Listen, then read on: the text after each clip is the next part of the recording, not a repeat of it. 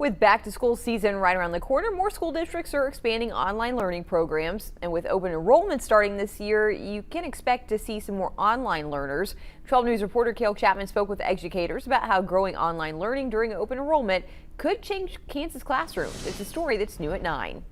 This school year will be the first in Kansas for open enrollment, giving students the opportunity to attend schools outside of their school district. And it's already having an impact on online learning. What we're finding is we're actually losing some students because some students come to us because of a dissatisfaction with their current district. Now with the options of many other districts that have open enrollment, they've applied there, and some of our students have chosen to go there instead of stay at Academy. Some school districts like Derby launching online learning academies for the first time for the 2024-2025 school year. Mike Harris, Vice President of United Teachers Wichita, says while options will continue to expand, he doesn't expect in-person classrooms to be affected. I don't know that the public is rushing to decrease the opportunities for their kids to be involved in brick and mortar classrooms and traditional learning environments. Mark Templin, principal of Andover Academy, says despite more competition, online schools will continue to fill up.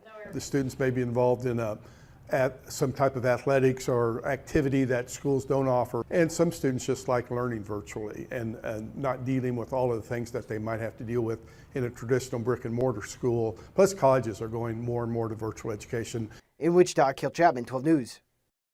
Templin says if you are interested in enrolling with an online school, research multiple options to find the best fit for your students.